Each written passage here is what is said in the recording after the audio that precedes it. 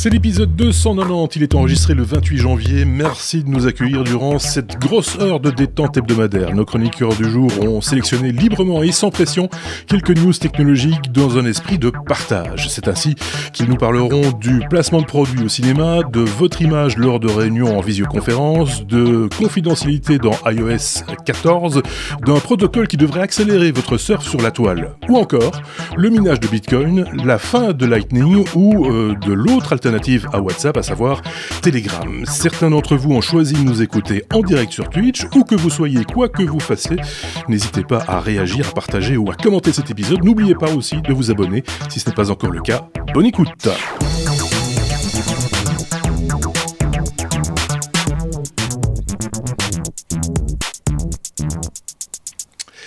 Déjà l'épisode 290, je sens que les gens vont commencer à nous demander ce que nous allons faire pour l'épisode 300. Ça, c'est le genre de question, ça viendra bien à un moment ou à un autre. C'est souvent comme ça quand on arrive à un chiffre un peu clé. Après l'épisode 300, il y aura rien, ça sera presque fini. On est avec nous d'un côté Sébastien à Paris. Bonsoir Sébastien, je dis bonsoir parce que bonsoir Paris. On enregistre le soir, on va pas se mentir. Ceux qui nous regardent en live sur Twitch le savent bien aussi. Aux alentours de 20h le jeudi, c'est notre rendez-vous habituel. De l'autre côté, la Suisse représentée par Thierry. Salut Thierry, on va parler du froid. Salut. Oui, voilà, de la neige mouillée, puisque effectivement il pleut de la neige ou il neige de la pluie, c'est selon. Voilà. C'est bizarre. C'est râpé pour le ski en tout cas aujourd'hui. Oui, c'est ça. C'est pas très agréable tout ça. Burk. Beau pays, mais des fois, voilà, Burk. On va saluer nos amis qui nous ont laissé des commentaires durant la semaine, à savoir Pierre Laure. Alors là, j'ai de nouveau écrit ça en petit. Je m'en veux énormément. Pierre Laure, Olivier Schimp, Eric Bourdin, Essalmaldi. Oh, je vais y arriver, je vais le refaire. Et ça me l'a dit Mohamed. Alors maintenant, je sais qu'on peut écrire Mohamed avec 2 M et avec un M. J'ai appris un truc. Sombre Papa, Cubignol, Sébastien Boireau, Greg Vidéo, Jean-Pierre Fabula, Toumoisi59, Gumdrop Deslandes, JF Didier, Nicolas Saint-Lay, Ingrid Boy, Boris qui nous a laissé un long message via le site internet où nous proposons un sujet d'ailleurs pour peut-être un prochain hors-série. On doit encore en parler entre nous, je pense que tout le monde n'a pas vu ce message. On salue également Michel Armand qui nous écoute, nous dit-il, dans le Pacifique, et s'étonne qu'il n'y ait pas de jante féminine dans l'équipe, tout en rappelant qu'on on s'étonne aussi. Il s'étonnait, oui, on s'étonne aussi. Ouais. D'autant plus qu'il dit en plus, vous semblez vous reproduire en plus en Belgique, donc normalement il devrait y en avoir. C'est vrai, mais on essaye depuis pas mal de temps, et j'ai lancé plusieurs fois des appels que je réitère tout en jetant mon bic par terre. C'est vrai que nous sommes demandeurs, et c'est pas juste pour faire nombre, c'est aussi pour avoir un autre point de vue d'une chroniqueuse, ou même plusieurs chroniqueuses technologiques, puisque c'est un peu notre but dans les technos. Si vous avez envie de participer, n'hésitez pas à nous envoyer un petit message à équipe@lestechnos.be, comme ça on pourra en parler entre nous et peut-être un jour faire un épisode ou faire des hors-séries ensemble, pourquoi pas. Est-ce que vous avez un truc à rajouter, un truc à dire important, parce que voilà, c'est le moment. Oui, moi très très important, c'est pour voir si dès les premières minutes vous avez suivi ce numéro des technos pour me dire dans les commentaires qu'est-ce qu'il y a de différent dans l'intro d'aujourd'hui. Voilà, ça va titiller notre producteur préféré en la personne de Marc, parce que les yeux aguerris auront peut-être remarqué une différence par rapport à l'épisode précédent. Voilà, le suspense et le mystère reste entier. Je vous retrouve dans les commentaires. Si c'est les trucs dont on a parlé avec... Non, pas du tout. C'était déjà là avant. C'est beaucoup plus simple. C'est beaucoup plus simple. Pensez au générique et vous aurez la réponse. Bon, bien sûr, il y a des petits malins qui vont s'amuser en replay. Mais voilà, on vous attend dans les commentaires et puis on a toute l'émission pour... D'accord, je sais. J'ai vu la curiosité de Marc. Ok, j'ai compris. Voilà. Je sais ce qui s'est passé et j'essayerai de corriger ça la prochaine fois. Merci de me l'avoir signalé. Je suis perdu, les mecs. C'est un point de détail, mais c'est voilà, on a rarement l'occasion de faire bonne impression Là, c'est raté. Deux fois. Mais ce sera corrigé pour la prochaine fois. Vous le savez, hein, tout ça. Ils ont déjà répondu sur Twitch. Hein, ils sont beaucoup plus rapides. Mais voilà. On va laisser ceux qui nous regardent qui nous écoutent en podcast ou qui nous regardent sur YouTube, nous laisser le message en commentaire, évidemment, puisque eux ne voient pas ce qui est marqué sur Twitch en direct. Voilà. Donc ça, c'est déjà un truc. Tout ça pour dire que, effectivement, ce podcast, même si ça a l'air d'être bien fini, bien blindé, etc., depuis des années, youpi, 7e saison, c'est que ça reste quand même un petit peu expérimental, artisanal. On essaye des choses, on en rajoute, on en retire. Voilà, c'est ça. L'effet de surprise est un petit peu là aussi. Si vous le voulez bien, je propose qu'on entame directement notre abécédaire 10 sujets aujourd'hui, pas moins. Donc, allons-y. La lettre B comme Bitcoin, mais ça aurait pu être aussi B comme BMW. Quand ta caisse sert à miner, ça c'est un truc peut-être un petit peu particulier. Il y a quelqu'un qui se sert de sa voiture pour miner des bitcoins, c'est ça l'idée? Oui. Ah oui. Oui, c'est un titre accrocheur parce qu'on se refuse rien au techno. Hein. Il nous faut rameuter du monde, de l'audience, du spectateur. Non, mais c'est à peu près ça, puisqu'effectivement le monsieur dont j'ai totalement oublié le nom, mais c'est juste pour montrer jusqu'où va sa démonstration, a décidé ni plus ni moins d'installer, je crois, 2 cartes graphiques dans sa BMW qui est électrique pour le coup. Donc il dit qu'il y a assez d'énergie pour continuer à rouler, mais c'est surtout l'occasion pour lui de continuer à narguer tous ceux et celles qui voudraient installer des fermes de minage pour du Bitcoin ou d'autres crypto-monnaies, puisqu'effectivement les cartes graphiques qu'il utilise sont principalement en rupture de stock sur la plupart des shops en ligne, des distributeurs traditionnels. Donc il avait déjà fait le coup de dire moi j'en ai, je peux quand même les acheter, je peux quand même vous narguer à vous dire que j'en ai des dizaines et je continue à faire de l'argent en grillant un max d'électricité. Mais pour pousser le vice encore plus loin, il a tout simplement ni plus ni moins installé une ferme. Alors c'est un bien grand mot, mais voilà, il y a un peu d'informatique, il y a surtout beaucoup de consommation électrique à bord d'une BMW. Puis c'est bien sûr pas la i3, celle qui est en entrée de gamme. Non, c'est la i7. C'est le gros, voilà, c'est le gros modèle. Et donc il peut rouler en même temps qu'il gagne de l'argent, en même temps qu'il grille de l'électricité. Voilà, donc je ne sais pas si ça fera de la pub pour lui par rapport au fait que c'est aussi un pape du minage, pour BMW parce qu'il a adapté, il a bricolé ce truc dans le coffre de la voiture, ou pour la crypto-monnaie en général, ou pour les cartes graphiques qu'il arrive à se procurer, parce que je soupçonne le monsieur de faire un peu de pub pour peut-être mieux les vendre, puisque a priori ces cartes graphiques sont de plus en plus difficiles à trouver. Du coup, son autonomie est limitée à 50 km ou enfin ça marche comment? Alors peut-être qu'il mine devant chez lui, connecté au réseau, branché au chargeur. Il peut écouter la radio. Voilà, il peut écouter les cartes graphiques dont il s'agit, c'est les fameuses RTX 3080 que tout le monde a voulu s'arracher pour booster sa machine de gaming ou par exemple de réalisation vidéo. Ça peut être aussi une option. Et qui était... Moi, je pensais que les cartes graphiques, ça n'avait plus vraiment d'intérêt pour le minage de crypto-monnaies, parce que maintenant, il y a des choses... je pense que Sébastien, tu connais un peu le domaine, je ne veux pas te mettre en difficulté, mais il me semble qu'il y a maintenant des processeurs qui ont été créés pour justement le minage et qui ont des rendements entre guillemets plus intéressants. Mais c'est vrai que d'un autre côté, Nvidia faisant évoluer ses cartes graphiques, peut-être qu'ils ont un peu rattrapé le principe aussi de leur côté. Non, justement, je connais pas bien le monde du minage Bitcoin. Je connais le monde des cartes graphiques, mais pour les utilisations intensives de calcul et d'intelligence artificielle et des choses comme ça. Donc, j'ai une question naïve pour Thierry. Est-ce que c'est encore rentable entre l'électricité et la carte, etc. On arrive à gagner de l'argent. Enfin, oui, maintenant que le Bitcoin est super haut, peut-être. C'est ça. Oui, alors tu parles. Je parlais de rendement, c'est pour ça. C'est une très bonne question parce que tu parles à un ancien mineur. Voilà. Il fut un temps, j'étais petit. Voilà, j'étais aussi mineur. Non, plus sérieusement, j'ai miné Ça commence très très fort. J'ai miné du Litecoin, voilà, du Litecoin, et puis effectivement, très vite, au vu du cours, au niveau des... Alors là, c'était en plus des processeurs ASIC, si je dis pas de bêtises, enfin c'était des espèces de clés USB sur lesquelles il y avait la puissance de calcul, donc on n'était pas obligé de passer par la carte graphique.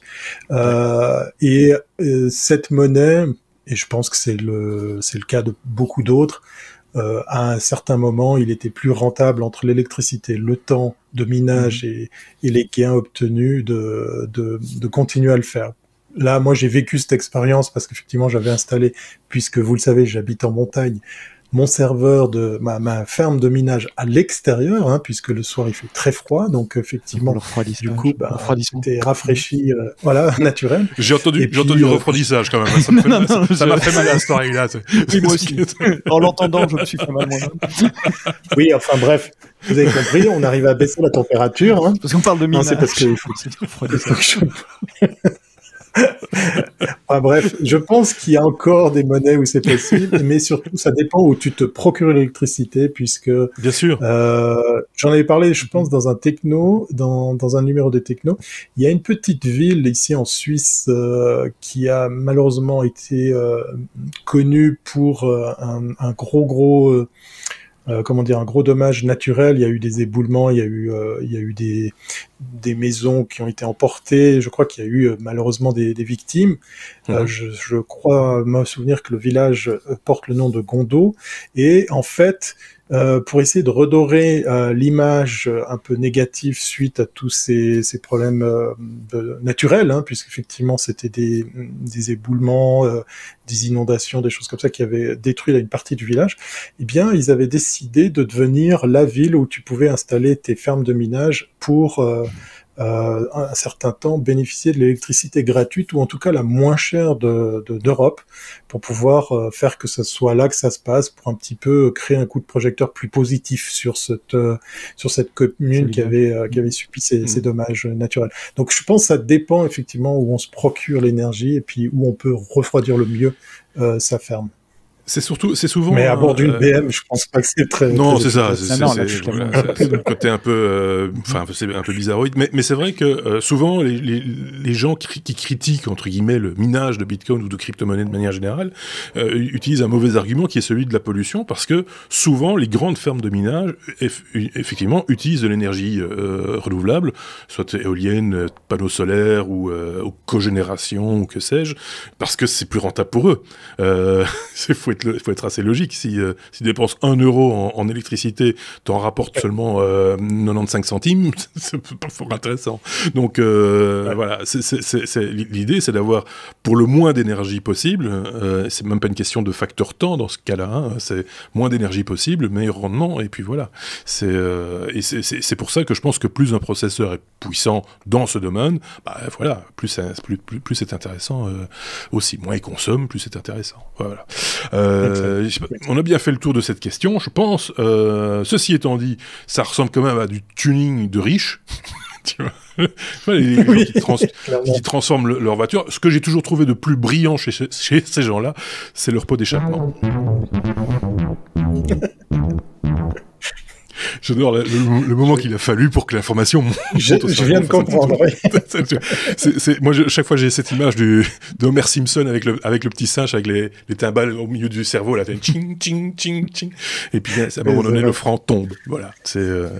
On est à la lettre B, toujours, comme Brave, mais ça se dit Brève, dans ce cas-là, puisqu'on parle là du navigateur Brève, dont on avait déjà parlé au moment de son lancement, rappelez-vous, dans les technos, et d'ailleurs, vous pouvez encore nous envoyer des...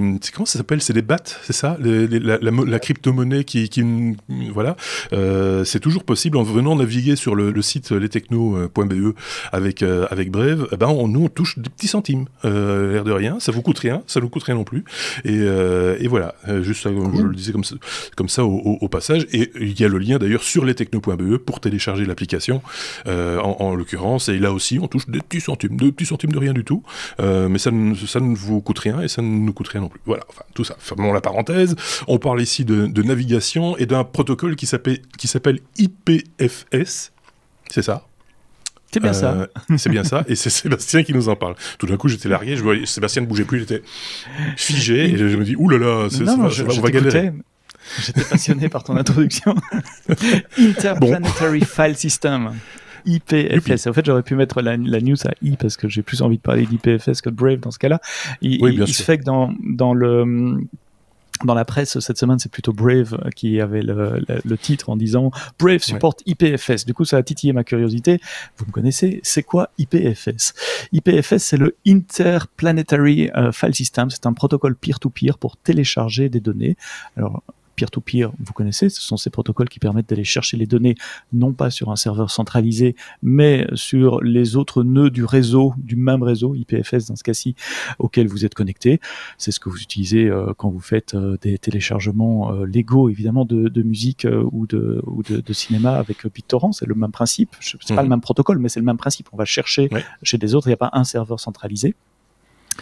Et vous connaissez ça aussi, mais c'est peut-être moins connu quand vous utilisez Spotify. Spotify utilise ça pour ne pas télécharger, ne pas streamer l'ensemble du contenu depuis leur serveur ou leur provider. Chaque nœud Spotify est aussi un cache qui sert à servir en peer-to-peer les nœuds autour de soi, ce qui leur permet de diminuer la consommation de bande passante sortante de chez eux. Donc ça, c'est le peer-to-peer. Et l'idée du IPFS, c'est de remplacer à terme HTTPS. En tout cas, c'est comme ça qu'ils le vendent, en disant que avec HTTPS, une adresse, une URL finalement, indique l'endroit où vous voulez aller chercher un document. Tandis qu'en IPFS, l'URL est composée d'un grand hash. Vous savez, les hashes sont ces fonctions cryptographiques, c'est une espèce de signature de votre document, fait de chiffres et de lettres assez longs, plusieurs dizaines de caractères, qui identifie de manière unique un document. Si le document change d'une lettre, le hash change complètement, ça sera un autre hash. Et donc c'est IPFS quelque chose, et puis ce long hash impossible à retenir, qui indique non pas où vous voulez aller chercher le document, mais quel est le document que vous voulez aller chercher, puisque ce hash dépend du contenu du document. Et l'idée, c'est que ce réseau en peer-to-peer ira chercher le document sur le cache ou en mémoire, là où il est le plus proche de vous, sur un autre nœud du réseau qui supporte également IPFS. Alors, avantage, c'est qu'il n'y a plus de serveurs centralisés. Ça veut dire que ça augmente la disponibilité. Si jamais le serveur, le gars qui a émis le document ou qui gère le document, si ce serveur-là est down, mais a priori, vous pouvez quand même accéder au document puisqu'il sera en cache, à supposer que ça soit un document en tout cas populaire. Si vous êtes le seul, évidemment, ça marchera pas. Mais si ce document est populaire et qu'il y a des copies autour de vous, ben vous irez le chercher autour de vous. Donc il n'y a plus de serveur centralisé. Avantage aussi pour les défenseurs de la privacy d'une certaine façon en tout cas, puisque le serveur ne sait pas que vous avez accès à ce document-là. Et puis c'est beaucoup plus difficile de censurer ce contenu puisqu'on peut plus simplement fermer un serveur, comme vous en avez parlé la semaine passée ou la semaine d'avant, puisque le réseau contient des copies du document et tout nœud peut accéder à une copie sur un autre nœud. Alors évidemment c'est bien et c'est mauvais parce que fermer un serveur, c'est pas toujours de gaieté de cœur qu'on fait ça. Parfois on le fait pour des bonnes raisons ou des raisons légales en tout cas. Je ne veux pas juger si c'est mauvais, en tout cas des raisons morales ou légales, et donc là il y aurait plus moyen de le faire puisque le document, une fois qu'il est parti sur le réseau, il est partout. C'est vraiment décentralisé. Il y a aussi un petit souci privacy puisque chaque nœud a un ID et qui peut finalement vous identifier. Donc quand vous allez accéder à un document, on saura quand même que vous avez accédé à ce document, un peu comme sur un serveur centralisé, sauf que cette information est dispersée. Donc voilà sur l'idée d'IPFS. IPFS, c'est pas nouveau, ça existe quand même depuis quelques années. Il y a des petites applications que vous pouvez mettre sur votre Mac, sur Windows, sur Linux, pour distribuer du contenu que vous avez sur votre PC. Il y a une version serveur pour faire entre guillemets un serveur web, et puis il y a un serveur de nom également, parce que je vous ai dit qu'une URL IPFS, c'est IPFS // et puis un très long H, genre 63 FEC, voilà, le truc impossible à retenir. Donc il y a quand même un serveur centralisé de nommage qui fait l'association entre un nom sympa qu'on peut retenir, ou qu'on peut diffuser au niveau marketing, et le H pour savoir de quel Comme on le fera avec une adresse IP par ailleurs. Exactement. C'est un serveur DNS. IPNS, oui, ils n'ont pas réinventé DNS, Voilà. ça s'appelle IPNS, Interplanetary Name System, c'est basé sur une Distributed Hash Table, donc c'est simplement une association clé-valeur, mais qui est elle aussi distribuée. Enfin, j'ai lu des trucs contradictoires, j'ai pas eu le temps de creuser cet aspect-là, j'ai lu des trucs distribués et d'autres qui disent centralisés, donc voilà, à creuser encore ce point de Name System. Ça existait aussi sous forme de plugin pour mettre dans son browser, parce que vous allez dire, si Brave est le premier browser à faire ça, comment c'est-il qu'on faisait pour accéder à un document IPFS avant? Il y avait un plugin, enfin il y a toujours sur le site IPFS.io, qui est le site officiel de IPFS. Vous pouvez télécharger des plugins pour votre browser. Et donc la nouvelle, c'est que Brave inclut IPFS en standard. Et maintenant dans Brave vous pouvez taper IPFS machin. Mais en fait, la news c'était surtout pour parler d'IPFS que je connais pas jusqu'à avoir vu cette nouvelle là, et j'ai un peu creusé, un peu joué avec cet après-midi pour préparer l'épisode. Oui, effectivement, là, c'est long comme. C'est immangeable, hein, une URL. C'est juste complètement. C'est quoi l'adresse de ton site IPFS? C'est pas difficile, alors... c'est BAFYBE. T'as de quoi alors noter? A accentué. T'as de quoi? Ça va être compliqué à un moment. Non, mais maintenant, comme toujours, ça part d'une bonne idée. Et ça peut résoudre un vrai problème pour certains. Maintenant, est-ce que ça va remplacer HTTPS? J'ai mis des doutes. Il est bien installé justement. Hypertext. C'est ça que j'ai mis un doute. Donc voilà. Mais en même temps, c'est bien de savoir que ça existe, que ça pourrait être une alternative dans certains cas.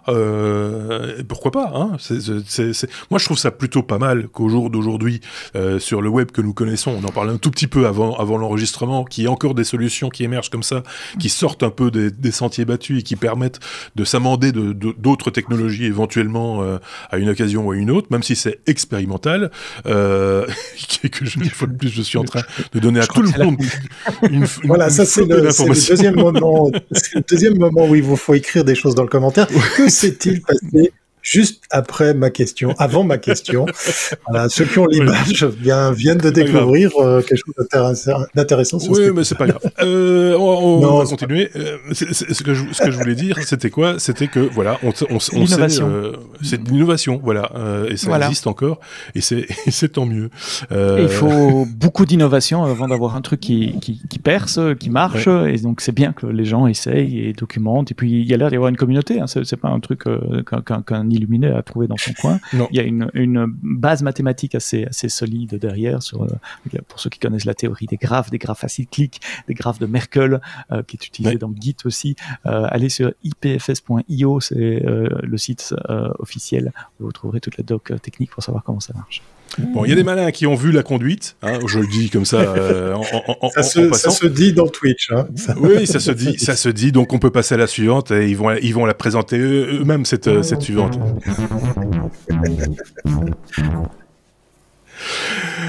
C'est comme confinement. Ça aurait pu être G comme Google ou Y comme YouTube. Quand YouTube explose ses compteurs, c'est un effet de bord du confinement. C'est pour ça, c'est comme confinement. Thierry, tu me le confirmes. Oui, exactement. Puis je remercie Snip24 qui nous précise que ça peut encore être rentable de miner.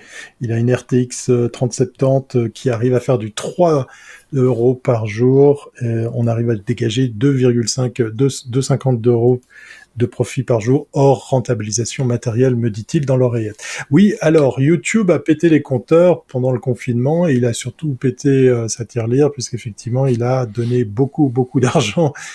Alors, pas qu'aux techno, hein, je vous rassure, mais aussi à d'autres youtubeurs, à d'autres producteurs de contenu, puisque c'est en milliards que, effectivement, ces redevances ou cet argent de poche ou ce salaire, je sais plus comment l'appeler, enfin, l'argent qui revient à ceux et celles qui alimentent les différentes chaînes YouTube, eh bien, ça a été une année faste, effectivement, l'année passée, puisque c'est des grosses sommes qui ont été comme ça redistribuées à tout ce petit monde. Les différents articles sur lesquels je suis tombé parlent du chiffre. Je vous laisserai aller le confirmer parce que moi, il me paraît tellement gros que j'ai de la peine à comment dire, à l'accepter, hein. C'est marqué 30 milliards de dollars aux créateurs. Alors, on met aussi les artistes, les médias dans tout ça. Comment c'est réparti? Là, je vous laisserai aller regarder. Mais la plupart des artistes. Ouais, voilà. Et la plupart que 10 milliards par an, c'est moins de milliards par mois. Voilà. Oui, et peut-être le nombre de personnes. 5, puis après 15, je sais pas. Peut-être c'est réparti parce que on parle un petit peu du confinement, on parle du fait qu'on consomme beaucoup de contenu. J'enfonce une porte ouverte. Hein. Vous avez vu ce qui s'est passé aussi avec les éditeurs de logiciels qui ont eu une année faste. Je pense à Microsoft, je pense à Zoom, je pense à toutes ces solutions en ligne et autres amis chez Slack. C'est aussi du côté des créateurs de contenu que ça marche très bien. On a vu passer une news, peut-être on en a parlé dans les technos, sur le nombre d'abonnés qu'il y a chez Netflix aussi. C'est juste incroyable. Les dizaines de millions d'abonnés. Et c'est là que j'ai enfin compris pourquoi ils arrivaient à se payer des super prods, puisqu'effectivement, je crois que le chiffre est autour de 20 millions d'abonnés. Donc 20 millions fois, allez, on met 20 € pour faire un chiffre rond, parce qu'ici en Suisse, ça coûte cher, l'abonnement Netflix. Ça, c'est par mois. Puis après, on fait le calcul sur l'année. Donc, ça permet effectivement de faire des jolis prods pour continuer à alimenter tout ça. Mais ils ont quand même des frais de fonctionnement qui sont assez comiques. Enfin, je veux dire, c'est idem pour YouTube. Hein. Je suis même pas sûr qu'avec les sommes qu'ils rapportent et qu'ils rétribuent les acteurs, entre guillemets, qui font vivre la plateforme, je suis pas certain qu'ils fassent beaucoup de bénéfices avec la plateforme. Je sais pas si Netflix est déjà dans le bénéfice ou pas chez Netflix, c'est possible, mais ils ont en tout cas un turnover assez imposant qui les oblige aussi à proposer du contenu de qualité. C'est un cercle sans fin. Je pense que Sébastien voulait dire un truc. Oui, j'étais en train de faire les maths. 20 € c'est un peu cher, c'est peut-être le prix de Netflix en Suisse, mais c'est pas une réalité partout en Europe, en Belgique. 20 francs suisses. L'abonnement le plus cher. Ah, 20 francs suisses, oui, ok, d'accord. Oui, c'est 20 francs suisses. En Belgique, quoi, l'abonnement 22 pour être plus précis. Est à 15 €. Et l'abonnement de base en Belgique est à 10 €, quelque chose comme ça, en France aussi. Okay. Donc ça fait 200 millions d'euros par mois. Ça coûte combien une super production hollywoodienne digne d'être nommée aux Oscars, comme ils en font beaucoup? Ça coûte ça. Tu peux faire quelque chose avec cette somme. Tu peux faire quelque chose avec cette somme. Oui, mais enfin... Si tu peux en faire 2, ça fait jamais que 20 par mois. Ils font beaucoup plus que ça. Donc je me dis, où est-ce qu'ils vont chercher l'argent? Dans les coproductions, avec des acteurs connus, avec les télés, avec des boîtes de production qui ont pignon sur rue et donc ça leur permet de faire des productions qui seront ou qui sont diffusées sur la plateforme Netflix, mais qui par ailleurs, les droits appartiennent aussi à quelqu'un d'autre, et donc ils doivent rétribuer aussi ce quelqu'un d'autre, mais non pas sur une production avec une enveloppe finie, mais avec, on va dire, une dîme, une rétribution à payer en fonction de l'audience, éventuellement, j'imagine, en tout cas. Voilà. Mais c'est, enfin, voilà, le résultat de ces 10 derniers mois de confinement, mais pas que de confinement aussi, hein, je pense que les gens sont aussi un petit peu en recherche d'autre chose que de l'actualité sur ce satané virus, etc. Donc il y a un côté aussi, on cherche une soupape, comme les théâtres, les cinémas sont fermés, etc. Ben voilà, c'est pas juste parce que c'est une opportunité du fait d'être à la maison en télétravail qui fait qu'on se jette sur les plateformes de vidéos. C'est aussi pour un peu s'évader, quoi, je pense. Oui, puis t'as raison quand tu parles des frais de fonctionnement, parce que on a souvent l'habitude d'oublier que, je crois que c'est toujours le cas, YouTube est probablement un des plus gros clients en matière de CDN, que sont les maisons Akamai et d'autres, ces fameux systèmes de Content Delivery Network qui vous permettent de faire que la vidéo que vous avez uploadée sur YouTube puisse tant être fluide en Belgique, en France, qu'au Brésil, qu'aux États-Unis ou en Australie. Et ça coûte vraiment beaucoup, beaucoup d'argent. Ça m'a toujours épaté de savoir qu'il y avait une plateforme sur laquelle on pouvait mettre des tonnes et des tonnes de vidéos, puis qu'on n'avait pas à payer pour le faire. Donc c'est effectivement aussi des choses à mettre dans la balance en matière de coûts et de revenus. Ouais. Pour Netflix, ils ont créé leur propre CDN, donc ils cachent les films chez les opérateurs, ils vont mettre leur cache dans des racks chez les opérateurs qui sont partenaires, en tout cas en France, en Belgique, et donc ils arrivent à manager leur propre CDN, ils passent pas tout le temps ou pas toujours par ceux que tu as cités. Mais oui, il y a aussi les frais de personnel et d'informatique qui doivent être énormes. Oui, je ne sais plus qui avait fait une vidéo, c'était, j'ai oublié le nom de la chaîne maintenant, c'est Jérôme Kenborg qui a fait une vidéo explicative sur les coûts liés chez YouTube, ce que ça leur coûte, ce que ça leur rapporte, et on voit que la balance n'est pas nécessairement en leur avantage. Ceci étant dit, ce sur quoi ils gagnent de l'argent, c'est les datas. Donc la consommation, c'est une chose, et puis les habitudes de consommation en est une autre, et donc c'est là-dessus qu'ils gagnent sans doute aussi pas mal d'argent. Donc voilà, c'est tout ça pour dire que c'est un business, certes, mais pas nécessairement très visible, très ça fait beaucoup de mousse, mais c'est pas nécessairement le truc le plus rentable qui soit, hein, faut être clair. On a tout dit sur ce sujet, on peut passer à la suite. Passons à la suite. Voilà, évidemment, on n'aura jamais tout dit sur un sujet, évidemment. Sinon, on s'arrêterait demain, hein. C'est clair, on aurait épuisé tous les sujets. On est à la lettre G quand Google trouve un accord avec la presse, virgule, ou pas. On sait que ça a toujours été conflictuel entre Google et la presse, puisque bon, la presse fournit un contenu que Google utilise d'une manière ou d'une autre, ou en tout cas enrichit leur base de données d'une certaine quantité. On en parlait juste à l'instant de données justement liées aux articles de presse et autres. Et donc ça a toujours été un petit peu tendu. C'était le cas il y a longtemps avec la presse belge. C'est des choses qui s'arrangent un peu au niveau national chaque fois. C'est le cas en France, par exemple. Sébastien. Voilà encore un sujet à tiroir. C'est comme celui de Brave et de IPFS. On ouvre le tiroir et puis on trouve quelque chose dedans et on va passer plus de temps sur quelque chose.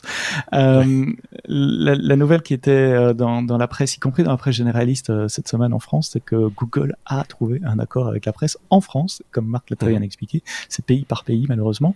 Donc, ce que la presse reproche à Google, c'est que Google indexe leur contenu et propose leur contenu souvent depuis leur page d'accueil, parfois même avec un résumé du contenu, ce qui fait que vous ne devez même pas aller sur la page du site de presse, mais vous avez la réponse à votre question directement sur la page de Google, ce qui est un manque à gagner pour la presse, puisqu'ils ont moins de visites, donc moins de revenus publicitaires.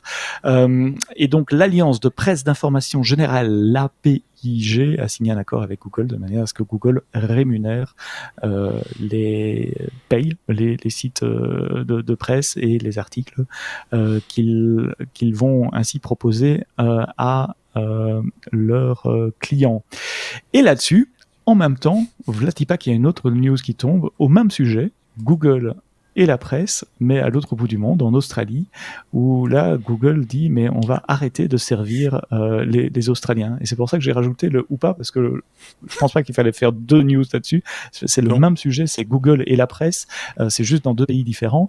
Ce qui se passe en Australie est très différent, parce que là, ils sont loin d'avoir un accord. Au contraire, le gouvernement australien est en train d'essayer d'établir une loi qui dirait, si vous liez vers du contenu de presse, vous devez payer. Donc juste créer une page web avec un lien vers un article de presse australien, moi, créateur de la page web, je devrais payer. Et là, ça pose d'autres problèmes. Si vous réfléchissez à la nature même de ce que c'est que le web, cette liberté qu'on a de pouvoir créer du contenu et de lier un autre contenu. Et lier, si on y pense plus, c'est plus qu'une liberté du web. C'est citer mes sources, c'est référencer. C'est la base d'un discours construit dans une société qui fonctionne bien. Tim Berners-Lee, je devrais dire Sir Tim Berners-Lee, l'inventeur du World Wide Web, donc le concept d'HTML et d'HTTP et des liens et de l'hypertexte. Enfin, c'est pas lui qui a inventé l'hypertexte, mais qui l'a mis en consommation pratique via HTML. C'est fendu d'un communiqué aussi en suggérant au gouvernement australien, de revoir leur copie. Et Google va un cran plus loin. Il dit, si c'est comme ça, on arrête de servir les clients en Australie. Point. Imaginez ce que deviendrait votre vie du jour au lendemain. Alors je sais qu'il y a des tas d'alternatives et qu'on en a déjà parlé, mais si Google disparaît de votre pays, il va falloir quand même sérieusement changer ses habitudes. Donc bras de fer en cours, un État d'un côté, une société de la taille d'un État de l'autre, et comme Marc aime bien le dire, affaire à suivre. Et je crains fort que ce ne sera pas au profit de la presse, qui a quand même besoin d'un moteur de recherche puissant pour leur amener de la visibilité. On a eu le cas en Belgique, il y a quelques années, où effectivement la presse belge aussi s'était un petit peu renfrognée à l'égard de Google, considérant que rien qu'à reprendre un titre était déjà une information en soi et que les gens n'allaient peut-être pas cliquer pour aller sur la plateforme pour lire l'article en entier. Donc il y avait tout cet aspect d'information utilisé par Google, et Google a dit c'est simple, à ce moment-là on va pas vous référencer. Dans Google News, vous n'aviez pas de site de référencement de site de presse d'information belge, de presse belge. Donc la presse belge a perdu quelque part 3 ou 4 ans, je crois, de visibilité. Voilà, c'est un peu un bras de fer. Enfin, c'est difficile de trancher parce que c'est vrai que derrière l'actualité, il y a un vrai travail et on rend hommage toutes les semaines, nous, aux journalistes qui publient des articles, puisque ce que nous faisons, nous, c'est ça aussi, c'est nous nourrissons et nous nourrissons notre podcast d'articles écrits par d'autres. Mais en même temps, on rajoute notre petite touche à nous, donc on peut pas dire qu'on ne fait pas un copier-coller de ce qu'on a lu. Au contraire, on a plutôt tendance à arrondir les choses et à en rajouter 3 ou 4 louches, et dans la bonne humeur. C'est une autre manière de lire l'actualité, et on espère que vous qui nous écoutez ou nous regardez, ça vous donne envie aussi d'aller sur d'autres sites ou dans la description de la vidéo, cliquer sur les liens qu'on vous propose, parce que nous, on met les liens vers les articles qui ont servi à nourrir notre podcast. Donc n'hésitez pas à aller jeter un petit coup d'œil pour aller faire des commentaires, pour peut-être vous abonner au site, peut-être revenir de trouver en disant j'ai trouvé autre chose, il y a un débat qui se crée, et voilà, ça c'est dans l'esprit du web qu'on a créé cette idée-là. Mais tout le monde ne joue pas ce jeu-là, faut le reconnaître. Je sais pas si Thierry a une opinion sur le sujet. Non, je suis content d'entendre cette news. J'avais vu passer pour l'Australie. Je suis très très inquiet. Tu l'as bien dit, hein, Sébastien. Le fait de simplement faire référencer quelque chose, je pense spontanément à nos amis de Wikipédia. Est-ce que l'État australien va pénaliser une entité comme Wikimedia? Je sais pas, voilà. Ouais, alors j'ai cherché un peu, je me suis posé la question, j'ai cherché un peu, j'avoue j'ai pas passé mon après-midi à ça non plus, mais j'ai pas trouvé le texte de loi original australien. De nouveau, j'y ai pas passé 1 heure, j'ai cherché en 10 minutes, donc j'ai trouvé des commentaires, mais j'arrive pas à trouver le scope exact. Est-ce que c'est pour tous les créateurs de sites web? Est-ce que c'est uniquement les GAFA? Est-ce que ça inclut Wikipédia? Je m'étais posé la même question. Voilà, à creuser. Si vous connaissez le texte exact de cette loi, mettez-les dans les commentaires, et comme ça tout le monde apprendra. Il faut aussi se méfier de ces postures, même si c'est un gouvernement, de ces postures qui sont prises à l'égard justement des GAFA, mais c'est souvent ce que ça dit d'eux, plus que l'idée même de la loi ou de la règle qu'on essaye d'imposer. C'est de dire, regardez, nous, on tient bon face aux GAFA, machin, etc. Et des fois, c'est un peu ridicule, c'est un peu... voilà. Mais ce serait Quant, que peu de gens utilisent, ou etc., ça n'aurait pas le même impact, et peut-être qu'on n'en parlerait pas non plus, nous, et que ce serait pas repris dans la presse. Mais là, c'est repris dans la presse. C'est toujours bien d'attaquer les plus gros, tu vois. Ça fait toujours un peu de mousse aussi. Il faut en tenir compte de ça. On salue notre ami David qui retourne se coucher, puisque en Thaïlande, il est 3h du matin. Donc c'est un petit peu normal. Donc la bonne nuit à lui. On passe à la suite. On est à la lettre J. C'est ça, hein? Oui. J comme James Bond. C'est ça. Hein? Et pour le titre, c'est quand tu dois retourner certaines séquences.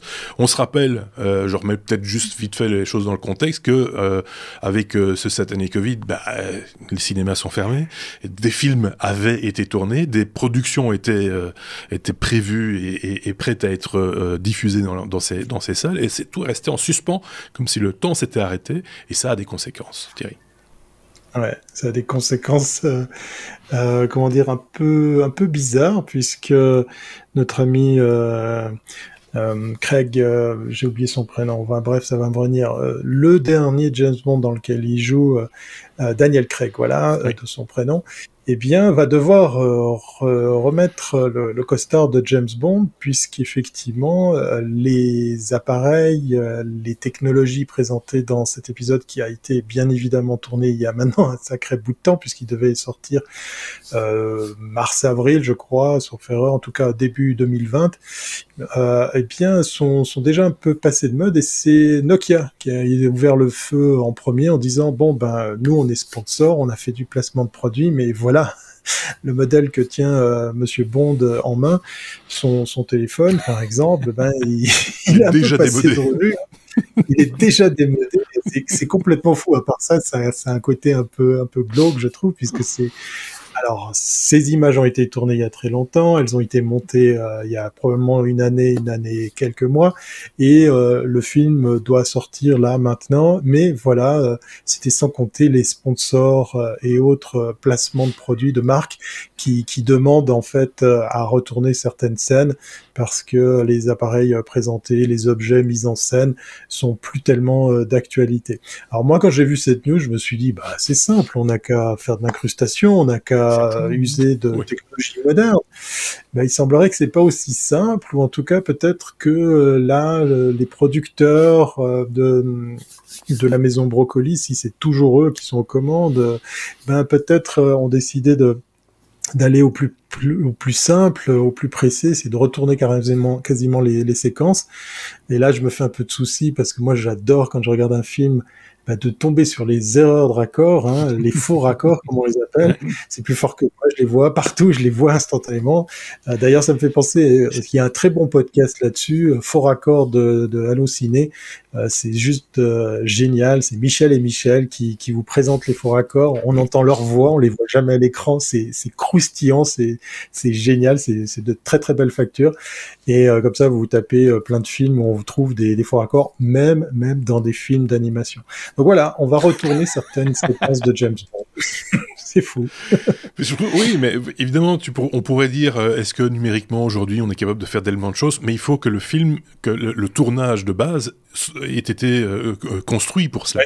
C'est-à-dire que ça doit être prévu pour ça. C'est-à-dire que quand on n'est pas sûr de quelque chose, ben on va rajouter un coin de fond vert à un endroit, et on fera une incrustation par la suite, et on fera plusieurs essais, et ça finira par fonctionner. Si ça n'a pas été le cas au départ, c'est quand même beaucoup plus compliqué à mettre en œuvre, et donc voilà, peut-être qu'ils ne se feront plus avoir, et que quand ils feront de prochains placements de produits dans des grandes productions cinématographiques, ils prévoiront peut-être des plans où la personne tiendra un téléphone vert. On pourra toujours en remplacer par autre chose. Donc, il va y avoir il va y avoir du travail pour les avocats qui font les contrats dans le futur, ce genre de choses. Parce que la journée de tournage d'une superproduction comme ça coûte quoi ? C'est quoi ? On parle de dizaines et de dizaines de personnes, entre 50 et 100 personnes. Alors ça dépend de la scène évidemment, mais s'il faut... si c'est en studio, je peux encore comprendre, mais si c'est en extérieur, avec... Dans un cas comme dans l'autre, c'est compliqué, parce que tout le matériel que tu as dû amener pour faire plusieurs scènes, etc., il va falloir l'amener tout pareil pour juste une scène. Donc c'est des coûts qui sont bien supérieurs à ce que ça a coûté à l'origine, en fait. Parce qu'il te faut la même équipe. Tu peux pas le faire sur un coin de table, tu vois. Genre, comme disait Thierry, t'as une super production avec de l'animation, et puis tout d'un coup, t'as un type même pas dans le même costume, même pas avec la bonne tête, qui fait « Eh bien non !» Et puis qu'on passe à la suite. Ça n'aurait pas de sens. Ce serait très très drôle. Et c'est sans la voix, tu vois.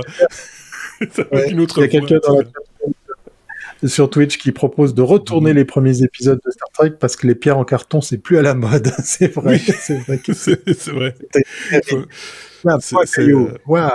Je rebondis. Donc voilà, c'est rigolo, et en même temps ça dit beaucoup aussi de ce qu'est devenu le monde du cinéma. C'est que du placement de produits, je pense que ça remonte à la nuit des temps, hein, il faut être très clair. Quand vous regardez même certains vieux films, c'était d'ailleurs beaucoup moins élégant à une certaine époque, beaucoup plus flagrant. Je me rappelle de toute une époque où c'était la société qui commercialisait un whisky d'une marque dont les prénoms c'est Justerini and Brooks, pour ceux qui connaissent. et, et on en avait dans tous les plans de tous les films pendant 1 an. Il y avait toujours cette bouteille au milieu d'une table, au petit déjeuner. Oh, hop, un petit coup, au souper. Hop, un petit coup, la nuit. Hop, je me lève, j'ai un peu soif. Hop, encore un petit coup. Et cette bouteille apparaissait dans toutes les scènes possibles, imaginables. Donc voilà. Et ça, c'était vraiment pas à faire, quoi. Faut être clair. Bref, on peut passer à la suite, peut-être.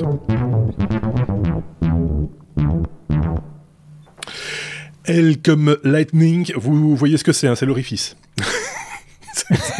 Pardon. Oui, c'est ça. C'est celui-là. C'est ça. C'est le petit qui va dans cet orifice-là, qui va dans ce trou-là. Donc c'est en fait le connecteur qu'a inventé Apple pour tous nous énerver après l'autre connecteur 30 broches qui était très laid aussi et qui nous énervait beaucoup aussi. Plutôt que d'utiliser des trucs qui existaient déjà dans le commerce, non, ils ont inventé un truc à eux. Et apparemment, l'un d'entre vous va me dire que c'est peut-être fini aussi, ça, un jour ou l'autre. J'avais pris comme pli quand j'ai rejoint les podcasts de jamais commenter les rumeurs, mais celle-là, elle m'a fait bondir. Et donc, oui. C'est une rumeur, c'est pas confirmé, mais il y a des rumeurs qui disent qu'Apple pourrait, dans le futur, abandonner le port Lightning. Donc, c'est comme Marc l'a indiqué, hein, c'est le petit port qu'il y a sur votre téléphone qui permet de charger le téléphone. Oui. Si je dis c'est l'orifice, parce que c'est le seul. Il n'y a plus que celui-là. C'est ce que j'allais dire. Avant, il y en avait 2. Il y avait la prise jack 3,5 pour mettre un casque, et puis l'autre broche pour le charger et le connecter à votre Mac et le synchroniser, etc. Maintenant, il n'y a plus que celui-là et tout passe par là aussi. Aussi bien les écouteurs que l'autre. Mais donc, Apple voudrait l'enlever dans les prochains modèles. Avantage, meilleure résistance à l'eau et à l'humidité. Votre téléphone peut tomber dans l'eau. Non, mais c'était déjà l'argument aussi avec la mini jack. C'est un argument. Oui. Avantage qui n'est mis dans aucun article que j'ai lu, mais je vois bien Apple venir là-dessus, c'est qu'il n'y a plus moyen de jailbreaker le téléphone, puisque aussi, la plupart des jailbreaks, ils se font en mode tethered, c'est-à-dire quand le téléphone est attaché, en tout cas pour initier la procédure de jailbreak. Après, une fois qu'il est jailbreaké, il y a 2 types de jailbreak, ceux où le téléphone peut redémarrer tout seul en mode jailbreak, et ceux où il doit être connecté à chaque fois qu'on veut le redémarrer en jailbreak.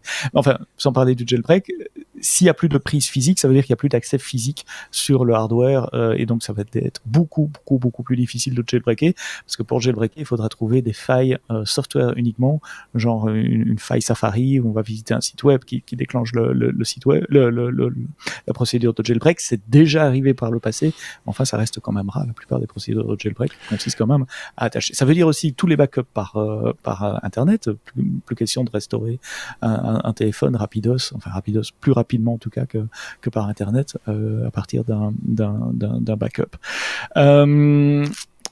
Donc, les gens disent non, c'est pas une bonne idée. Non, on va pas le faire.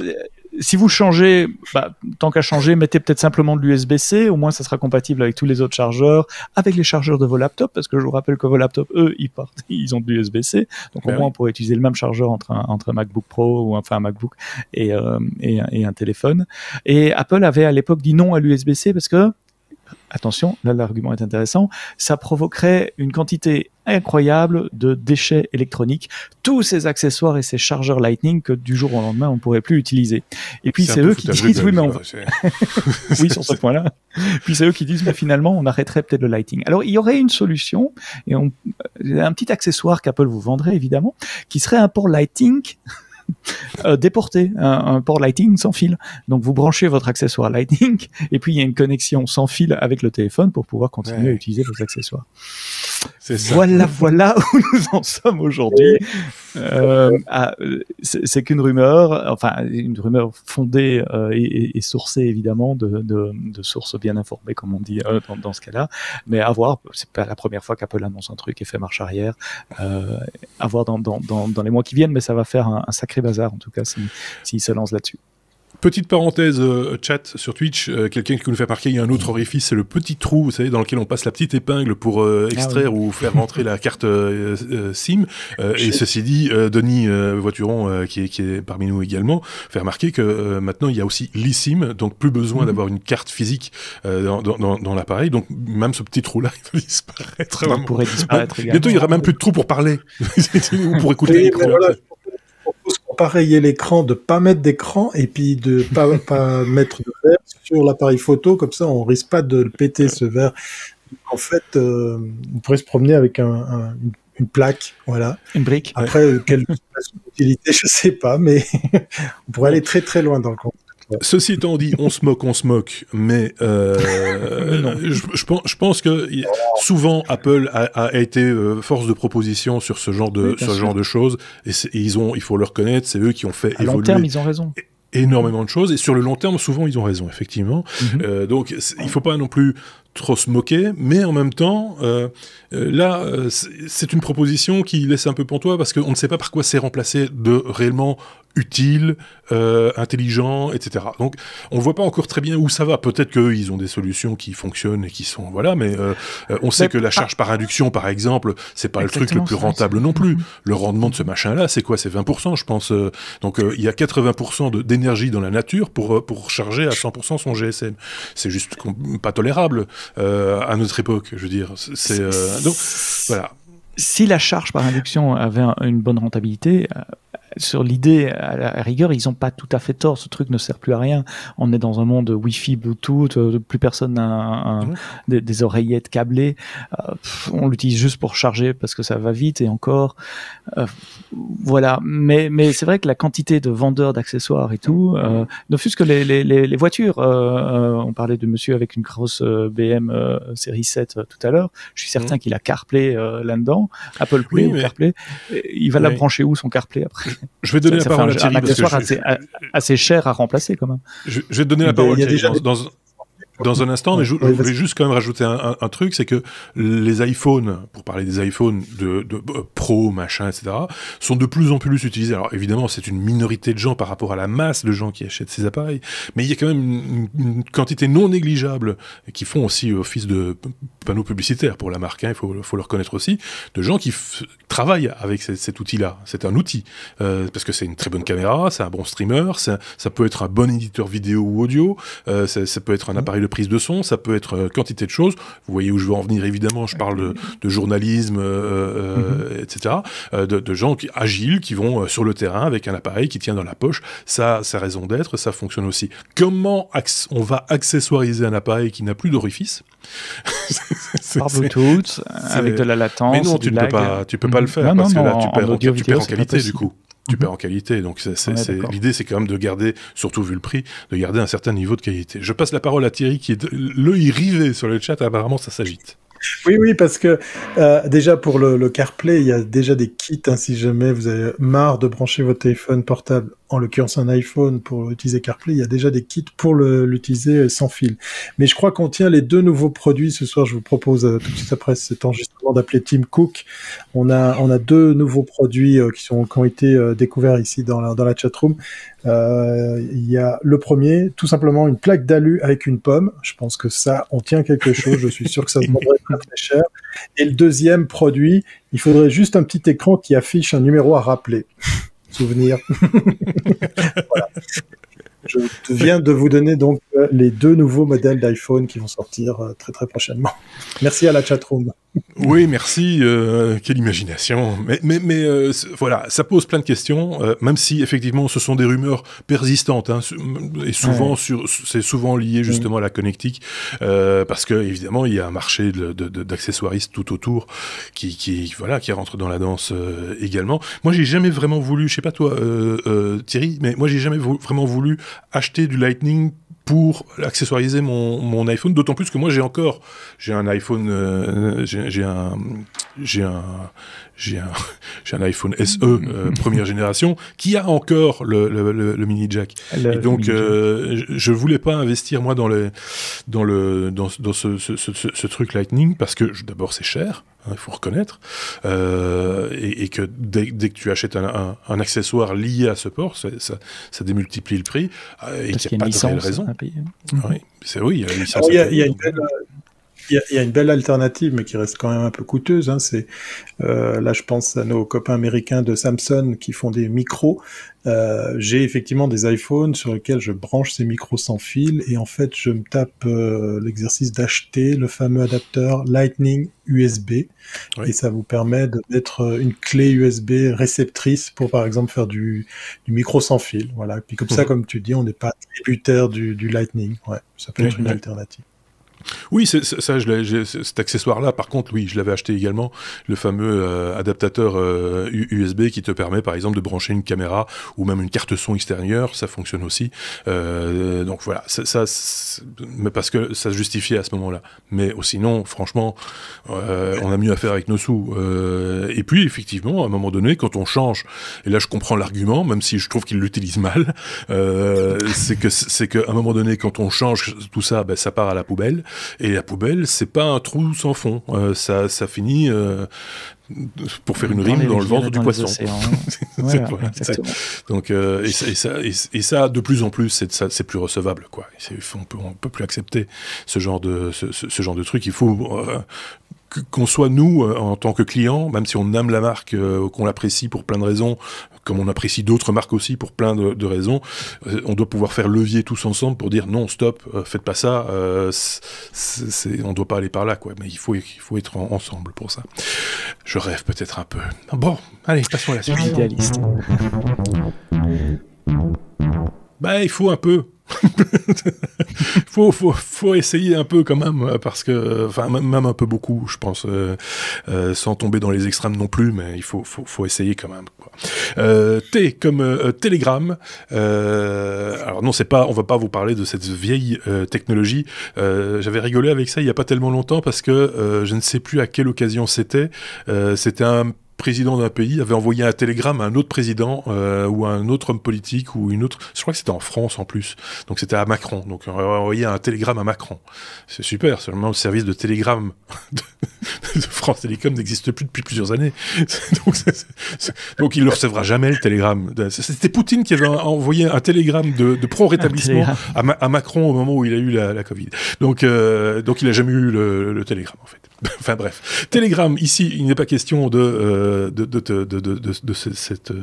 cette vieille technologie. Non, il est question de l'application Telegram. Oui, l'application qui comme plein d'autres, apparaît comme des alternatives. Alors, c'est presque une petite chronique en forme de coup de gueule. J'en ai même fait un statut sur mon WhatsApp. Voilà, le mot est lâché. WhatsApp, cette fameuse messagerie que tout le monde voudrait quitter. Voilà. Alors, de mémoire, je vais vous citer mon statut, comme ça vous aurez le droit de le copier, vous en faites des jolis petits visuels, je vous invite à faire pareil que moi. Faites-en un même. Un truc du genre. Oui, voilà, exactement. Lançons un même ce soir. C'était du genre, si vous souhaitez, si vous tentez de me faire abandonner WhatsApp, sachez que je suis sur Line, sur Cocoa, sur Line, sur WeChat, sur Telegram, sur Signal. Qu'est-ce qu'il y a d'autre? Signal. Bref. D'autres solutions, et ceci depuis 1907, voilà, histoire de bien marquer le coup. Non, plus sérieusement, cette vague m'a sérieusement énervé, moi, parce qu'effectivement, il y a tout d'un coup, dans notre entourage, dans nos amis, et même la famille, des gens qui tout d'un coup se sont réveillés par rapport à ce qui se passe avec, ou ce qui pourrait se passer avec WhatsApp, parce qu'on nous dit, ouais, mais il y a la GPRD, et puis là, du coup, ça peut-être pas être aussi simple en Europe que de permettre à Facebook de pomper vos données sur WhatsApp, puisque vous le saviez pas, mais WhatsApp, Instagram, Facebook, c'est la même boîte. Alors tout le monde y va de son conseil pour essayer de motiver les proches, la famille, les amis pour changer de crèmerie. Et puis là, je fais un petit coup de gueule pour dire, oui, allez-y seulement sur Telegram. Mais regardez qui est aux mains de Telegram. Qu'est-ce que Telegram peut vous piquer ou pas? Il y a pas mal de sites internet qui fleurissent ces temps-ci, enfin en tout cas de pages internet qui fleurissent et qui disent on va vous lister tous les types d'informations que toutes ces messageries peuvent ou pas vous pomper. Et il y en a pas une mieux que l'autre, il y en a pas une pour rattraper l'autre. Donc voilà, c'était juste pour vous dire que Telegram, c'est borne contre un aveugle, c'est une expression. C'est un exemple parmi tant d'autres, puisqu'effectivement Telegram est aux mains des Russes. J'ai rien contre les Russes. Et il semblerait, mais... Ils envoient des télégrammes, d'ailleurs. Oui, voilà. Mais il semblerait, là, je ne sais pas si c'est de la vraie fausse rumeur, que ICQ reviendrait sur le devant de la scène. Donc, on en parlait justement la semaine dernière encore d'ICQ. Oui. On en parle de plus en plus, et je pense qu'à un moment donné, quelqu'un va avoir le réflexe de dire tiens, si on le remettait un petit peu en avant, ce truc. Je tiens à signaler que dans l'équipe, il y en a un. Je vous invite à aller voir dans la page équipe pas sur le site de l'équipe, ça c'est autre chose. Sur la page des technos, sur lestechnos.be, la page équipe, vous allez regarder, vous scrutez bien, l'un de nos chroniqueurs a encore son compte ICQ et je me suis fait chier pour trouver la petite fleur, pour mettre le logo, le picto. je peux vous dire que j'ai galéré et donc voilà, il y en a un parmi nous qui a le petit disponible. Je crois savoir qui c'est. Voilà. Et puis on nous confirme dans la chatroom que ICQ est aussi en main des Russes. Voilà, donc voilà. C'est tombé WhatsApp, allez chez Poutine. Ceci dit, c'est vrai qu'il y a des gens qui changent sans vraiment comprendre pourquoi ils changent, un petit peu parce qu'ils suivent le mouvement, mais par ailleurs ont sans doute installé avant cela sur leur smartphone l'une ou l'autre application dite gratuite, qui elle aussi pompe des informations sur le smartphone. C'est le moment où c'est gratuit, on le dit, on le répète à l'envi, et ça devient même pelant tellement c'est vous le produit. Et donc et ces applications s'enrichissent sur votre dos avec vos données et les données de vos contacts, etc. Donc il y a pas là, c'est parce que c'est une messagerie, donc ça parle, tiens, messagerie, donc on peut espionner, mais on peut aussi vous espionner par d'autres applications, voilà, que ce soit sous iOS ou Android d'ailleurs, il y a pas photo, même si et ça dépend un peu des périodes également, il y a des contrôles, des vagues de contrôle qui se font un peu plus sur les applications, attention de pas déborder, etc., que ce soit chez Apple ou chez Google, ça se fait de manière régulière. On a fait le tour aussi de cette question-là. Telegram, c'est bon, c'est pesé, emballé, on peut envoyer, c'est bien.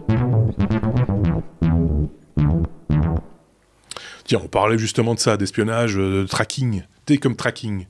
Bim, ça tombe, je taxe. Quand vos apps arrêtent de vous suivre, ça peut arriver aussi, de temps en temps, qu'il y a des choses qui sortent comme ça, qui sortent du lot, et tout d'un coup, on se dit, ah tiens, ça c'est bien, c'est pas mal. En tout cas, sur le papier, c'est... Oui, bien. Parfois c'est le vendeur de la technologie, la plateforme sous-jacente qui essaye d'être le copain avec l'utilisateur et de bloquer ces méchantes apps qui nous traquent. C'est ce qu'Apple avait annoncé lors de sa Developer Conference en juin l'année passée, en disant dans iOS 14, il sera plus possible pour les applications de traquer les utilisateurs sans avoir leur consentement. Pour le moment, il y a un switch global dans iOS qui dit j'autorise ou j'autorise pas. Alors de quel type de tracking on parle ici? On parle du tracking fait essentiellement pour de la pub, quelque chose qui s'appelle IDFA, Identity for Advertiser, qui est une espèce d'identifiant unique qui peut être partagé avec l'application que vous utilisez, et puis si l'application que vous utilisez utilise les mêmes systèmes de pub que d'autres applications, quand vous visitez d'une application à l'autre, on vous suit littéralement à la trace, on sait que vous avez été d'abord là et d'abord là et d'abord là. Donc Apple veut bloquer ça, ce qui fait pas la joie de tout le monde d'ailleurs. Google a dit que ça serait la fin du monde et que ça sert plus à rien de faire. Facebook a dit que c'était la fin du monde et que ça servait plus à rien de faire Facebook sur iOS s'ils font ça, parce que voilà. Ça prouve que Apple l'a bien pensé. Oui, mais ils en sont à peu près là. En septembre, c'était ça qu'ils disaient. Ça vaut plus la peine de faire Facebook sur iOS si ça continue comme ça. Quitter WhatsApp pour rien. Alors, ils avaient dit que c'était dans iOS 14 et finalement ils l'ont pas mis dans iOS 14 parce que les développeurs ont un tout petit peu râlé, ils ont dit ça prend un peu de temps pour ajuster les applications, etc. Donc ça va venir apparemment au printemps maintenant, donc dans une prochaine bêta de 14 quelque chose, on vient de recevoir 14.4 je crois maintenant, donc ça sera 14.5 ou 14.6. Pour vous concrètement ça veut dire quoi? Ça veut dire quand il y a une application qui vous traque, il y aura un pop-up qui apparaît, attention cette application vous traque, le développeur de l'application doit expliquer pourquoi il utilise le tracking, je ne vais pas mettre mes mains devant moi parce que sinon on ne voit plus en vidéo en tout cas. J'apprends les bases. Je viens de comprendre ce truc, quand je mets un objet comme ma main entre l'objectif et moi, on ne me voit plus. On ne voit plus. Un homme de radio et de son. On ne voit plus, on me voit. De podcast. Voilà, mettez ça dans les commentaires. Vous aurez un pop-up qui va vous dire attention, cette application va partager votre ID à telle et telle raison, et vous devrez faire un opt-in par défaut. Donc vous devrez choisir par défaut, vous devrez choisir de l'activer ou pas. Par défaut, ça sera désactivé, ce qui ne plaît pas aux annonceurs, évidemment. Mais ça colle à la RGPD aussi. L'opt-in doit être éclairé et explicite. Attention, si vous êtes développeur, c'est un peu plus compliqué qu'il n'y paraît parce que vous pouvez utiliser des librairies qui, sans que vous nécessairement le sachiez, font le tracking. Donc même si votre application est clean et propre, vous utilisez le SDK ou la librairie XYZ pour faire ceci, cela, et paf, ces librairies. Et donc à vous d'auditer votre code, d'auditer vos librairies, de savoir ce que vous utilisez, ce que vous n'utilisez pas. Il reste quelques mois pour mettre tout ça d'équerre et que nous, consommateurs, technophiles, puissions profiter de ce switch que Apple va implémenter sur iOS. Sauf erreur de ma part, ça va être un petit peu plus gratiné pour nous, puisqu'il y aura la pop-up de iOS et la pop-up de l'éditeur. Elles vont s'enchaîner. A priori, effectivement, c'est sous la forme de cet accord, il devra se faire autant au niveau de l'alerte du côté iOS que l'accord que tu donnes ou pas à l'annonceur, ou en tout cas à l'éditeur de l'application. Donc ça va faire du chenille qui va s'afficher sur nos écrans. Ça va vite nous saouler. Ça vous rappelle pas quelque chose où on vous demande ce que vous pensez des cookies, par exemple? Non, je sais pas. Oui, c'est le risque. Effectivement, c'est qu'à force de poser des questions, on ne lit plus la question et on valide les yeux fermés sans même... voilà, parce que je suis à peu près certain qu'il y a moyen de se faire du pognon avec une fausse alerte cookie, tu vois, le truc. En fait, derrière, tu verses 5 de la euros. pub dedans. Tu vois, chaque fois que tu cliques sur le truc, c'est 5 euros. Denis, sur le chat, qui signale également qu'il y a possibilité, évidemment, chez Google, d'aller voir son activité. Hein. Il y a moyen de savoir ce que Google sait de nous. C'est important de c'est assez effrayant d'ailleurs. Oui. C'est assez effrayant, j'avais déjà fait cet exercice. Moi, quand je fais cet exercice-là, après je passe sur ma page pour aller bloquer plein de trucs. Par exemple, je me rappelle, il y a longtemps, j'avais été surpris parce qu'ils savaient exactement où j'avais été, point par point, dans la ville et en dehors de la ville, etc., au jour le jour, minute par minute, etc. J'ai trouvé ça assez dérangeant de savoir qu'ils avaient cette information qui ne les concernait pas. J'ai désactivé le traçage. C'était à l'époque, j'avais encore un appareil Android en plus, donc ça s'est désactivé assez facilement. Il fallait pas beaucoup chercher. Ça a été désactivé et j'ai été vérifié par la suite. Et effectivement, ils ont plus l'information. Moi, ça me va quand c'est comme ça. Alors après, ils peuvent me dire ce qu'ils veulent. Ils peuvent me dire non, on n'est pas traqué. On le fait quand même, hein, les gars. Mais je pense qu'ils iraient. Deux choses encore. Apple a annoncé qu'ils allaient faire ça dans leurs applications aussi, donc les applications qu'on peut télécharger de l'App Store, bien qu'ils disent qu'il n'y en ait pas beaucoup qui fassent du tracking. Et il y aura un réglage séparé pour le Personalized Ads, qui lui est le service de Apple pour vous fournir de la pub. Donc même si vous faites un opt-out pour l'application, il y aura un réglage séparé dans iOS pour le tracking par le système d'Apple, évidemment. 2 poids, 2 mesures. Voilà. 2 poids, 2 mesures. Si vous ne voulez pas avoir affaire à toutes ces possibilités, à tous ces problèmes de tracking, de non-tracking, de publicité, de pas de publicité, débranchez tout. Et essayez pour voir. Acheter la fameuse plaque en alu avec la pomme dessus. Oui, voilà. Non, mais tu vois, on en est là à un moment donné. C'est pas la meilleure solution qu'il faut trouver, c'est la moins pire. Ouais. C'est un peu dommage, hein, parce qu'en plus de ça, tout le monde est très très mal informé. Même nous, on a du mal des fois. Hein, il faut le reconnaître, d'essayer de faire passer le message. Et là, très honnêtement, je vais être tout à fait honnête avec vous. Je pense qu'on n'est pas toujours très clair sur ces questions-là. D'autres le sont peut-être mieux que nous. Et tout ce que j'espère, c'est que ça vous incite au minimum à y réfléchir et à vous documenter, parce que là aussi, pour le coup, Google est votre ami, mais avec votre petit doigt, vous tapez quelques mots pour refaire des recherches là-dessus, et je pense qu'il n'y aura pas trop de difficultés pour tomber sur des informations crédibles et pertinentes sur le sujet. Si on vous a incité à faire ça, voilà, nous on est déjà contents avec ça, et promis, on essaiera d'être plus précis, plus pointu sur ces questions quand on en a la possibilité et le temps, évidemment. On peut passer à la suite, les garçons, d'accord. Bah oui, vous le savez, hein. Thierry, c'est sa marotte, il aime bien. Mais j'aime bien aussi, il faut le reconnaître. On parle, quand Thierry est là, souvent on parle van life, de la vie dans les vannes, dans les camionnettes, quoi, si vous préférez, ou dans les camping-cars aussi, pourquoi pas. On fait des vannes aussi. Et ou dans, oui, c'est drôle. Je n'y avais pas pensé. Tiens. Dans les tuyaux, j'avais les vannes, les tuyaux. Donc, l'idée, Thierry, c'est de temps en temps nous glisser une petite news un peu liée aux technologies ou pas d'ailleurs, hein, mais ici c'est le cas quand même. Quand on tente de te dire que c'est bien en hiver, de la part d'un Suisse, Ouais. Voilà. Mais voilà, je vais vous expliquer le comment du pourquoi. Oui, très volontiers. Parce qu'effectivement, c'est une petite news mignonnette. Hein, on va pas passer 3 heures dessus, je vous rassure. C'était l'occasion, merci Marc, effectivement, de revenir avec la van life. C'est plus fort que moi, donc je suis obligé de vous en parler chaque fois que je suis là. Je suis tombé sur un article, je sais pas si on peut l'appeler article, puisqu'effectivement, en 5 points, on vous vend les mérites de la van life malgré l'hiver. Donc je sens le journaliste qui a dû taper ça vite fait, tranquillement, depuis son appartement très très au chaud, parce que c'est aussi... les vrais van-lifers qui se pèlent effectivement, même s'ils ont du chauffage à bord de leur véhicule, parce que déjà c'est un hiver un peu particulier. En tout cas ici il est comparé à quelque chose qu'on n'a plus vu depuis 10, 12, 13 ans, hein, donc c'est quand même assez c'est vraiment c'est des mètres de neige, le froid, la glace, enfin bref, tout ça rend pas franchement facile la vie à bord de van life. Donc on sent du côté de l'actu, des éditeurs, de cette presse spécialisée, une espèce de un petit coup de mou par rapport à qu'est-ce qu'on peut raconter sur la van life.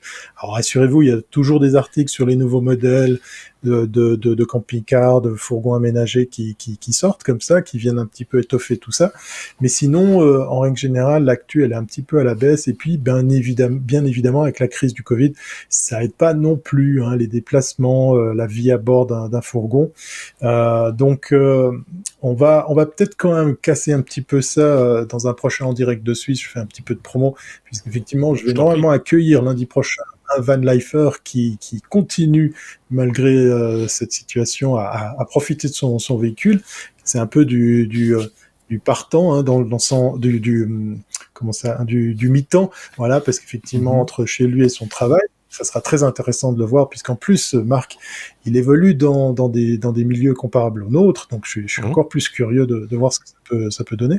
Et puis l'autre news qui va avec celle d'aujourd'hui, c'est qu'en fait, je constate qu'on est beaucoup à se dire, bah tiens, qu'est-ce qu'on peut réparer, aménager, profiter de mettre à bord de son fourgon, puisque il est immobilisé, il est peut-être en hivernage, et ces temps-ci, je dévore des posts et autres articles sur différents sites sur les installations électriques, les types de régulateurs, d'onduleurs, de convertisseurs ou de panneaux solaires. Donc c'est effectivement une période qui s'y prête, et je peux constater, alors je sais pas si c'est dû au confinement, la crise, ou bien si c'est les prix du marché qui ont changé, mais on trouve vraiment de très très belles affaires en matière de panneaux solaires. Très très bon marché, très efficace, du monocristallin dans des tailles assez notables, où on dépasse le sempiternel 100 watts, parce qu'effectivement, si vous avez la place, si votre toit le permet, on peut très vite mettre à contribution cette surface pour se faire plaisir à recharger plus efficacement. Bien évidemment, quand il y a du soleil, c'est batterie. Voilà. Il y a des évolutions permanentes dans le domaine, soyons un peu techniques aussi. En passant, je voyais que le groupe français Trigano, avec sa marque, alors j'ai oublié la marque, je pense que c'est Challenger, je pense. Oui, alors ils ont du Challenger, mais ils en ont plusieurs. Hein, ils ont plusieurs marques, le groupe Trigano. Et donc, là, ils ont sorti. Ils ont un modèle qui est hybride. C'est un combo entre le van, donc la camionnette en gros, hein, et le camping-car, avec cette différence qui fait que, vous savez, les camping-cars, c'est comme une caravane, hein, c'est un peu large.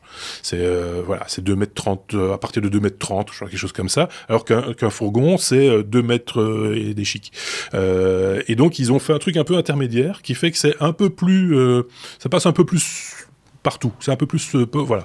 Et je pense que c'est bien de faire évoluer un peu les modèles comme ça, parce que c'est vrai qu'il y a beaucoup de gens qui s'y intéressent, hein, surtout depuis ce qui se passe là. Il y avait déjà un engouement avant les confinements et autres, mais là ça se confirme de plus en plus.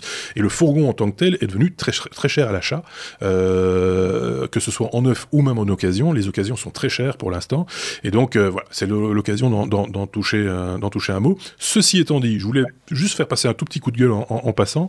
C'est que évidemment vous avez énormément de vanlifers que vous retrouvez sur YouTube, parce que c'est aussi un moyen pour eux de gagner un peu de thunes, de faire du placement de produits aussi occasionnellement, etc. Donc voilà, et puis ça fait un peu rêver. C'est vrai que c'est plutôt agréable de regarder des gens avoir cette possibilité de vivre cette vie-là, que ce soit en France, en Belgique, en Suisse, mais aussi en Afrique, en Asie ou ailleurs. Il faut savoir qu'actuellement, en tout cas au niveau de la Belgique, les frontières sont semi-fermées, on va dire, pour éviter les propagations du virus et autres. Et donc c'est une contrainte, forcément, pour les gens qui aiment voyager, qui aiment se déplacer. Une frontière qui n'est plus perméable, c'est un peu embêtant. Alors, ce que je vous invite à faire quand vous êtes sur une chaîne YouTube d'un vanlifer qui ne traite pas le sujet du Covid, simplement pour des raisons mercantiles, parce qu'on le sait tous. Je veux dire, on a parlé du Covid dans cet épisode, il sera démonétisé par YouTube parce qu'on a parlé du Covid.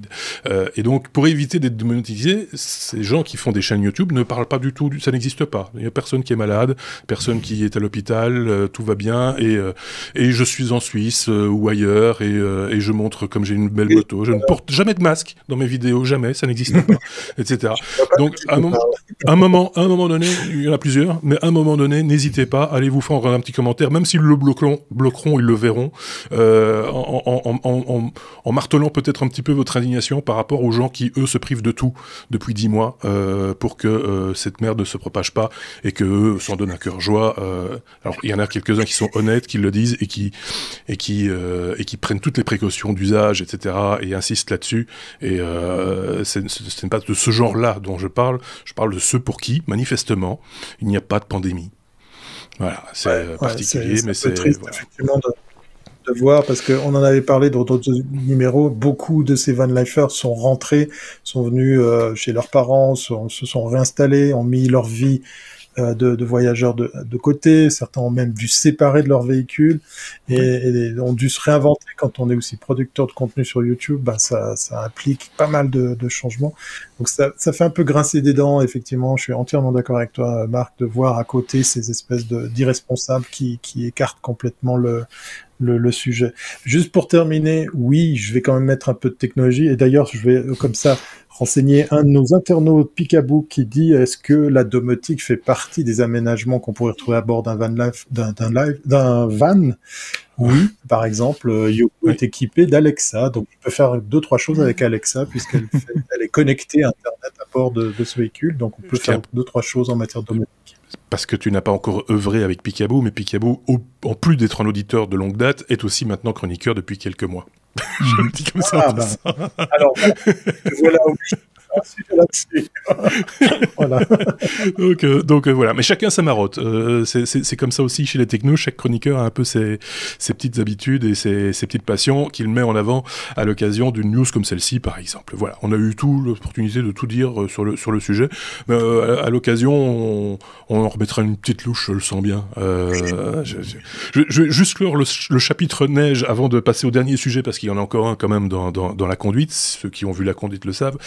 C'est que j'ai quand même vu Thierry participer à un live vidéo, podcast, plutôt vidéo, avec ses petits camarades sur Periscope. Je pense que c'était la dernière opportunité de faire quelque chose sur Periscope. C'était pas samedi passé, c'était le samedi d'avant, ou non, c'était samedi dernier, je pense. C'était il y a une semaine. Ouais. Et donc c'était un truc un peu, et je pense que on va en rediscuter avec les différents protagonistes, hein. Thierry, soyons très clairs, on prend un engagement ici par les technologies, médias, web et autres, avec des Québécois, des Français, des Suisses et des Belges. Mais alors, ce que je trouvais quand même très culotté, c'est que c'était donc samedi à midi, donc 6h heure de Montréal. Ils ont quand même réveillé 2 Québécois pour regarder un type en Suisse les pieds dans la neige. Ça, je trouvais ça très très culotté quand même. Oui. Je suis désolé de le dire, c'était très... Quelle mauvaise blague. Quelle mauvaise blague. Allez, on passe au dernier sujet. Et puis il y a beaucoup qui demandent si ça existe encore. Periscope, c'est bientôt fermé. C'est en clôture, on va dire. On en avait déjà parlé, mais c'est en train d'être clôturé. Qu'est-ce que c'est? Ah oui, W comme webcam. C'est pas un oui mais non. Je pensais qu'il y allait... Non, c'est un W... Un oui. N'importe quoi. Un W comme webcam. Quand tu dois cacher ton intérieur durant tes visios. C'est vrai que on a laissé rentrer chez nous des gens qu'on n'avait peut-être pas envie de laisser rentrer chez nous. Il faut le dire. Les gens du boulot. Ton patron, ton collègue, ta collègue, etc., qui sont chez vous, parce qu'il y a la visio et qui font des commentaires sur le portrait de la grand-tante, la déco, le meuble dont tu as hérité et que toi tu le vois tous les jours, donc tu t'en fous un peu, mais ça bien, voilà. Ça par contre, s'il y a moyen d'éviter ça, s'il y a moyen, on le fait.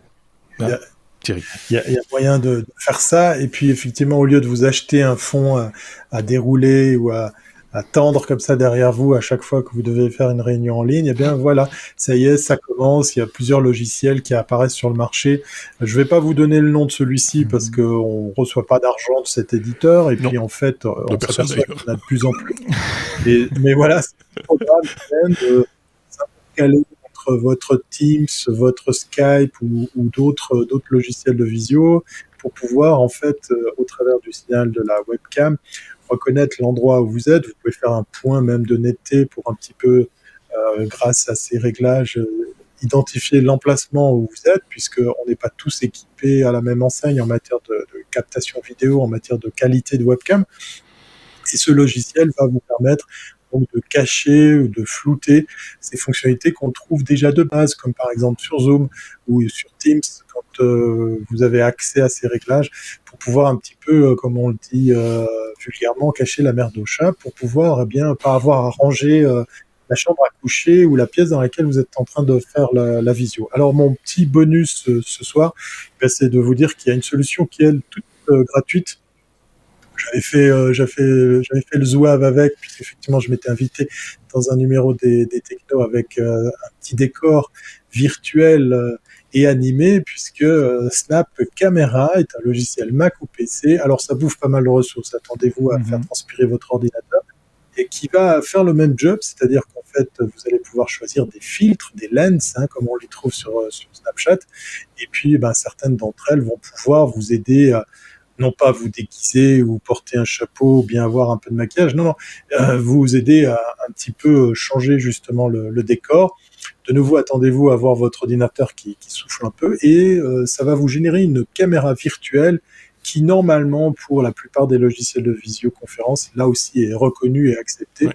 Et au lieu de sélectionner votre webcam, vous sélectionnez cette webcam virtuelle pour pouvoir mettre de l'attention. Faites très attention aux filtres que vous allez utiliser. Ça risque peut-être de vous détruire. Vous pouvez vous retrouver avec un chapeau et des grosses lunettes devant votre patron. Oui, ça peut. Bonjour patron, avec les oreilles de Bambi, tu vois. Bonjour patron, c'est très sérieux.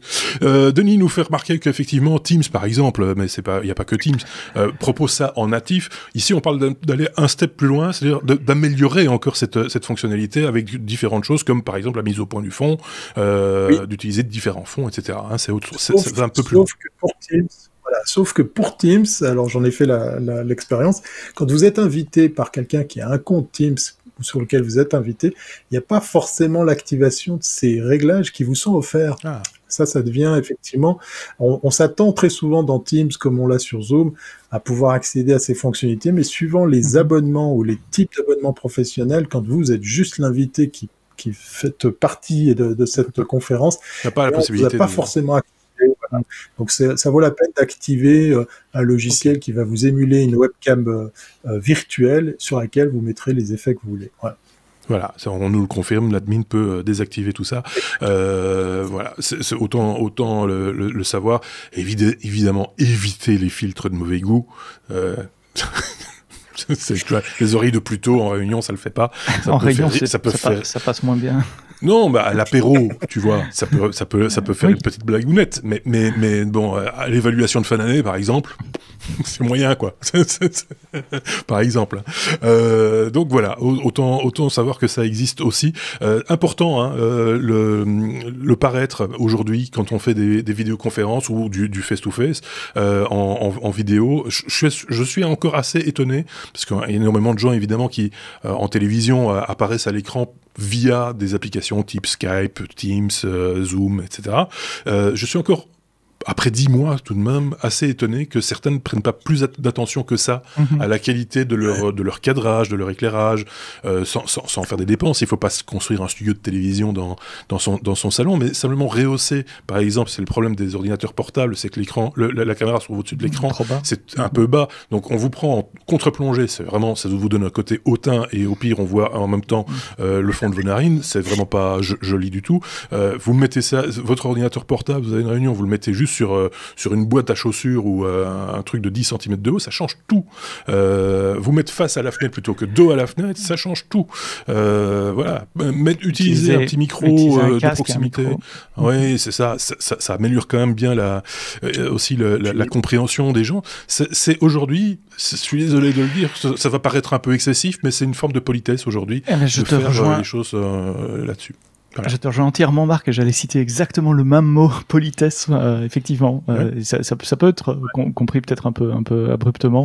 Oui, mais je comprendrais aussi, mais comme on ne va pas dans une réunion en étant débraillé, entre guillemets, la clope au bec, là c'est un peu la même chose. C'est une forme de politesse. C'est pas la politesse ultime, mais c'est une forme de politesse. Pensez à vous aussi donner de l'argent à Logitech, puisqu'ils ont explosé x4 leur chiffre d'affaires sur la vente, par exemple, des webcams.